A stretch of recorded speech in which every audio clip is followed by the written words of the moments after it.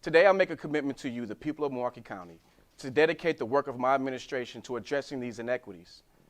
The pandemic has only exacerbated the disparities many of us all know too well and have existed for many, many years. But there is hope. We are one Milwaukee County and stronger together. And together we will have the power and make the power to make change. In this county, Black residents make up nearly a third of confirmed COVID-19 cases and over 60% of the total confirmed deaths since the start of the pandemic. Due to the dramatic steps needed to stop the spread of COVID-19, the economy contracted dramatically, and local businesses have had to shut down or adapt to doing business during a pandemic. All of us have seen our work environment change over the last 5 months. For some, it means reduced hours, working from home, and potential exposure through their job. For others, it unfortunately meant losing their job and wages entirely.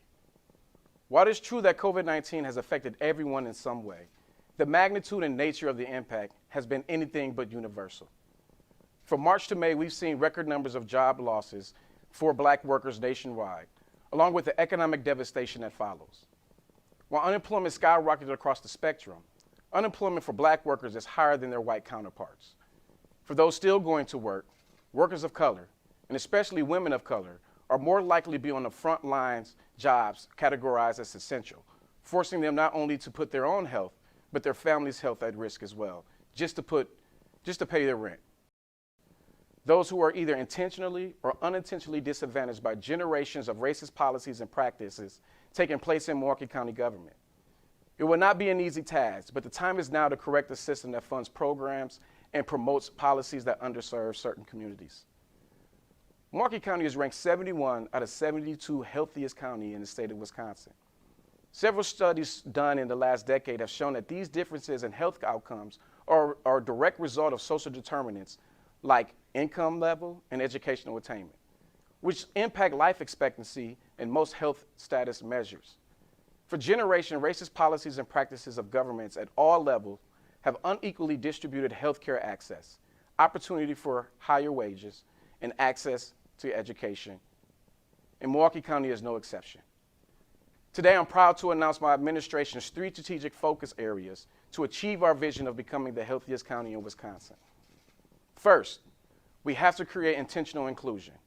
People in historic positions of power have typically been straight, white, and male. People fall in the river because those who hold the power don't always have the interests of all the people in mind. Decision makers and influencers within Milwaukee County must represent the full diversity of all of our residents. Second, we have to bridge the gap in health disparities. We're at the top of a lot of the wrong list. Most segregated city and one of the worst places to raise a Black child. People fall in the river because programs and services don't always address the needs of the whole person or the whole family. Rather, they address the issues one by one. Milwaukee County will prioritize resolving racial disparities by making it easier to access services that meet the holistic needs of our residents. Third, we have to invest in equity. We need to rethink how we spend our money. People fall into the river when we don't invest far enough upstream. To make any real progress, we must invest sufficient resources in our residents and communities so that everyone can thrive, not just survive.